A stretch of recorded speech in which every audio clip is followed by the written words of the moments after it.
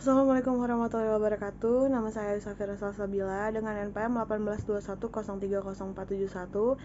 Di sini saya akan membacakan bab 2 dan bab 3 dalam mata kuliah Pengantar Ilmu Hukum.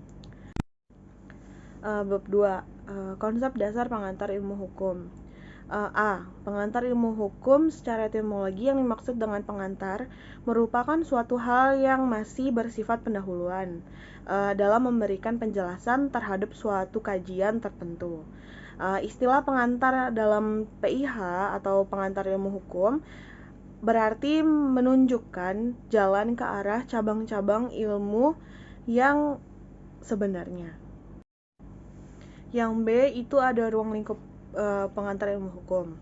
Yang pertama itu ada hukum sebagai norma atau kaidah hukum, yaitu untuk menempatkan hukum sebagai pedoman.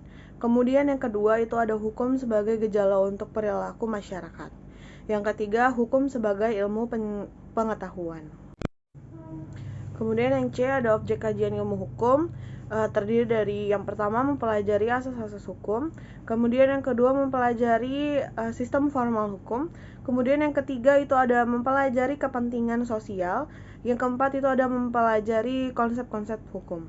Kemudian yang D itu ada hubungan pengantar ilmu hukum dengan pengantar ilmu hukum Indonesia. Antara PIH dan PHI memiliki persamaan untuk membahas hukum. Yang pertama, pengantar ilmu hukum membahas pengertian dasar konsep-konsep abstraksi dan teori-teori hukum. Kalau pengantar ilmu hukum Indonesia ini membahas keseluruhan hukum yang berlaku di Indonesia saat ini. Selanjutnya saya akan membahas tentang bab 3, yaitu tata hukum di Indonesia. Yang pertama ada sejarah hukum di Indonesia. Yang pertama itu ada penjajahan Belanda. Pada zaman ini dipimpin oleh pemerintahan Belanda dan keadaan hukum Indonesia sekarang dalam dua lapangan hukum, perdata Eropa dan perdata hukum adat.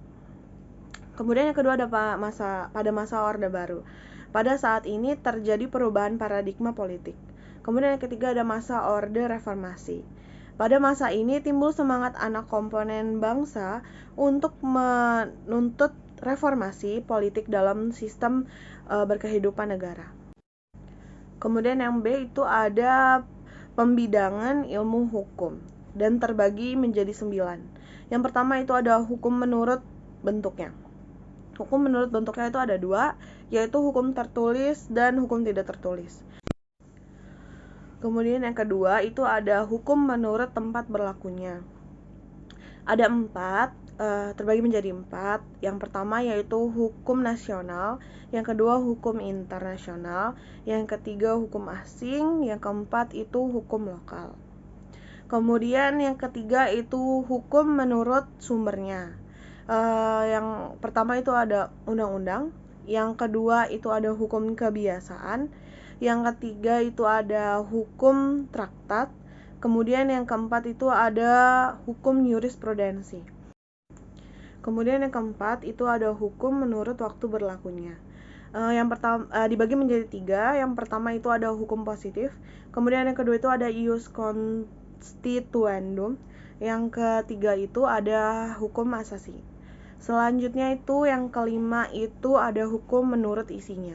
Hukum menurut isinya ini dibagi, ada 2 poin. Yang pertama itu hukum private, yang kedua itu ada hukum publik. Selanjutnya hukum menurut wujudnya itu ada hukum objektif dan hukum subjektif. Kemudian yang ketujuh itu ada hukum menurut sifatnya, itu ada hukum yang memaksa dan hukum yang mengatur. Selanjutnya yang kedelapan itu ada hukum menurut cara mempertahankannya. Itu ada hukum material dan hukum formil. Kemudian yang ke-9 dan yang terakhir itu hukum menurut sumbernya. Hukum menurut sumbernya itu ada hukum menurut undang-undang, hukum kebiasaan, hukum jurisprudensi, dan yang terakhir itu hukum traktat. Kemudian yang C itu ada ilmu bantu dan metode pendekatan PIH. Ilmu bantu itu ada 5, yaitu sejarah hukum, kemudian sosiologi hukum, kemudian antropologi hukum, terus ada perbandingan hukum dan psikologi hukum. Kemudian ada metode pendekatan, itu ada 6, yaitu yang pertama metode idealis, kemudian yang kedua itu ada metode normatif analisis, kemudian yang ketiga itu ada metode sosiologis, kemudian yang keempat itu ada metode historis, kemudian yang kelima itu ada metode sistematis, dan yang terakhir itu metode komparatif. Sekian penjelasan bab 2 dan bab 3 dari saya. Kurang dan lebihnya saya mohon maaf. Kepada Tuhan saya mohon ampun.